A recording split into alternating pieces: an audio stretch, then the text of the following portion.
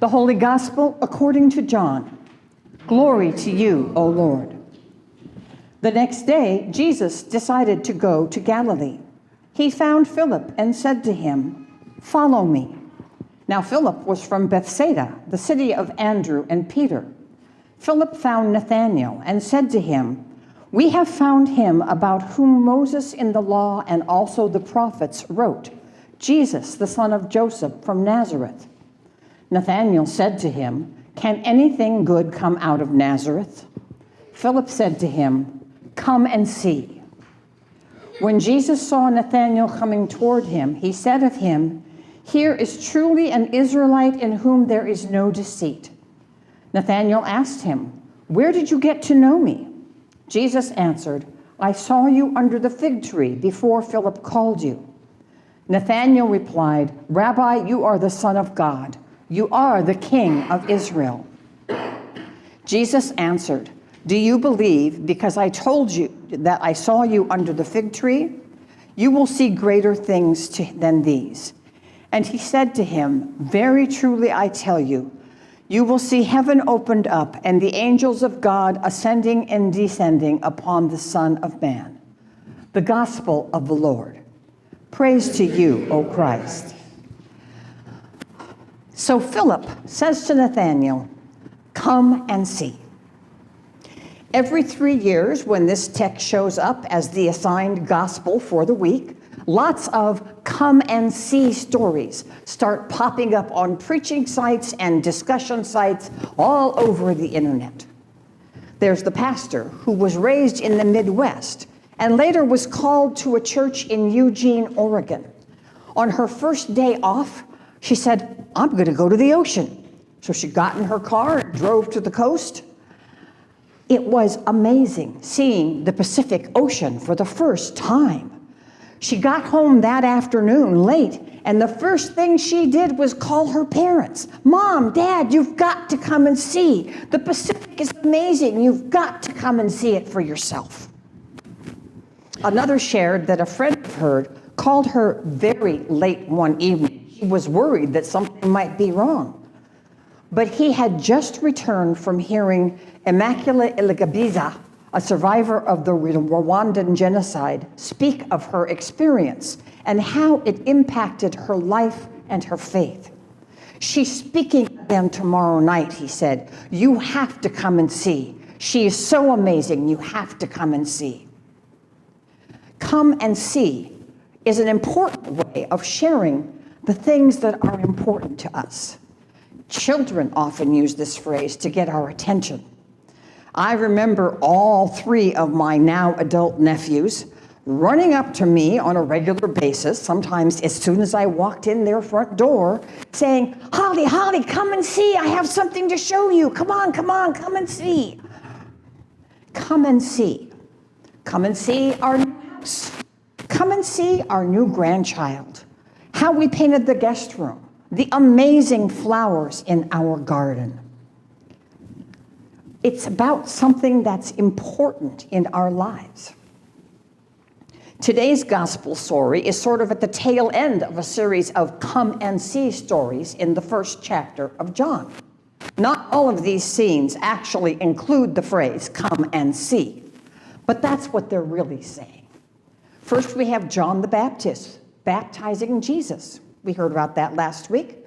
John sees the Spirit descend on Jesus like a dove, and he sends 2 of his own disciples, Andrew and another. "Go and see, Andrew. You've got to see Jesus. He's amazing." Andrew went to Jesus and spent many hours with him. Something about Jesus must have spoken to his heart, because the next morning, Andrew went and found his brother Simon. "Simon, you've got to come and meet Jesus." So Simon came and met Jesus, and something about Jesus must have spoken to his heart because Peter followed. Later, Jesus went to Galilee, but first he went and found Philip and said, "Follow me." Philip had probably heard about Jesus from Andrew and Peter, maybe even met him. They may even have said, "Come and see," because when Jesus said, "Follow me," Philip did. Something about Jesus must have spoken to Philip's heart. But first, he went and found his friend Nathanael and said to him, "We have found the one Moses and the prophets were writing about." When Nathanael objected, Philip simply said, "Come and see." So Nathanael went and met Jesus. Come and see. Such easy, warm, and hospitable words. The heart not only of John's gospel, but really of all Christian evangelism. Okay, I used the E word and the roof did not fall in. We're not called to cram our faith down other people's throats, or question their eternal destiny, or threaten them with hellfire, but to simply offer an invitation to come and see what God is still doing through Jesus and the community of disciples who have chosen to follow him. But as simple and as non-threatening as these words are, I'm not sure they're really non-threatening in some contexts, I wonder how many of us have ever said them or anything remotely like them about our church. I don't bring this up to point fingers, but to highlight the reality that most of us are uncomfortable inviting others to church. I'm a pastor. I'm uncomfortable inviting people to church. It's because, I was raised in a time when everybody went to church. You didn't have to invite them. They just came. This is a challenge because the key factor, according to studies, influencing someone to attend a church for the first time is a personal invitation. Not the size or reputation of the church. It's not the service times, the style of worship, the quality of the music, not even the pastor, as charming as I can be. All of those things have value. And of course, there are exceptions. But the number one reason people give for coming to a church for the first time is that someone invited them personally. Just as Philip said to Nathanael, someone said to them, "Come and see." Now, this, of course, assumes that you have found something that's important to you here at church, and that you're able to name and share that thing. So maybe we should all answer two questions. First, what is your favorite thing about the life we share in this faith community? What at Atonement speaks to your heart? Second, would you be willing to invite someone you know to come and see and share this aspect of our congregational life that you enjoy? Many of you have already completed part one. You've shared with me and with others here on a number of occasions what led you to choose Atonement as your faith community. And a few of you have even completed part two and shared that thing with others. Some of those others are now also part of our worshiping community.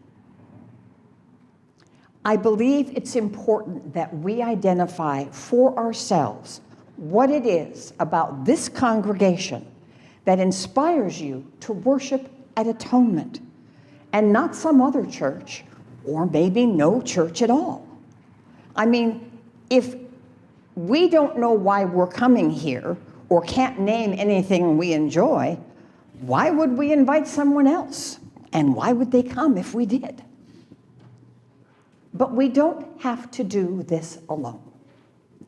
The same Spirit who descended on Jesus at baptism is still working among us. The Spirit that inspired Philip and Andrew, who reached out to others, who overcame even the skepticism of Nathanael, is still offering all kinds of people all over the world an invitation to come and see, and creating in them the desire to do just that. Our task as Christians is not to prove the truth of the Christian faith.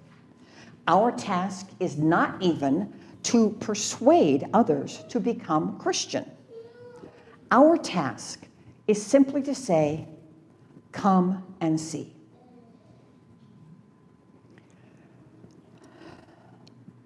Philip could have tried to persuade Nathanael with facts and opinions.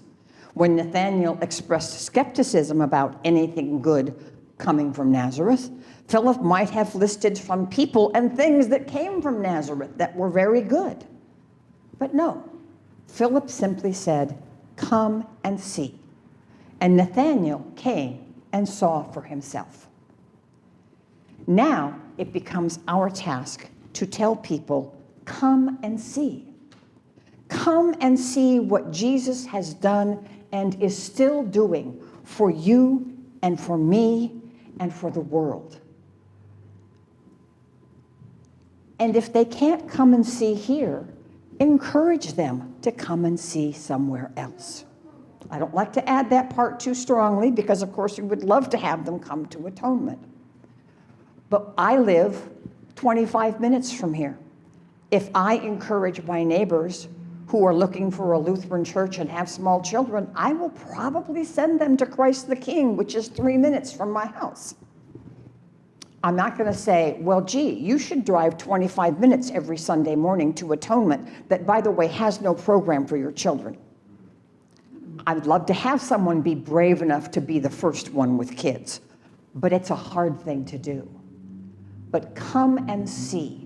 Know what it is about being here.